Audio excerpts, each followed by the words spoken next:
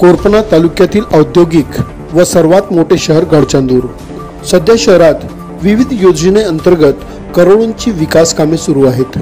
या श्रेणीत प्रभाग क्रमांक 3 माणिकगड सिमेंट कंपनी रस्त्याच्या बाजूला जुने वुडलँड बार पासून एकरे यांच्या घरापर्यंत सुवर्ण जयंती नगरोत्थान योजनेअंतर्गत 29,97,415 असे जवळपास 30 लाख रुपये खर्चून नालीचे बांधकाम सुरू आहे।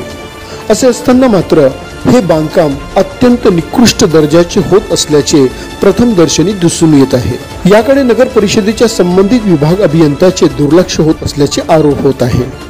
विकासाच्या नावाखाली जनतेच्या पैशाची व्यवस्थितपणे विल्हेवाट लावली जात असून केवळ कंत्राटदाराचे खिसे भरणे सुरू आहे अशी चर्चा ठिकठिकाणी सुरू आहे। नाली बांधकाम करताना सुरुवातीला 15 सेंटीमीटर रवाडी टाकून व्यवस्थितरित्या बेड कॉन्क्रीट करणे आवश्यक असल्याची माहिती आहे। मात्र या ठिकाणी वेगळेच काही घडताना दिसत आहे। वीरगावची रीती वापरायची आहे, परंतु येथे इतर ठिकाणची माती मिश्रित रेती आणि डस्ट चुरी वापरल्या जात आहे। तसेच नाली बांधकामाच्या मजबूतीसाठी आवश्यक लोखंडी रॉड सुद्धा कमी एमएमच्या आणि कमी प्रमाणात वापरल्या जात असल्याचे चिन्ह दिसून येत आहे। यावरून कामाचा दर्जा काय असेल याची कल्पना न केलेली बरी। नगर परिषद अभियंत्याने बांधकामाची व्यवस्थितपणे पाहणी करणे आवश्यक असताना हे जाणीवपूर्वक दुर्लक्ष तर करत नाही ना, अशी शंका व्यक्त होत आहे।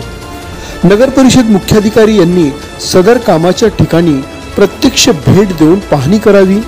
कामात अनियमितता आढळल्यास कंत्राटदाराचे बिल थांबवावे अशी मागणी सुज्ञ नागरिकांकडून होत आहे।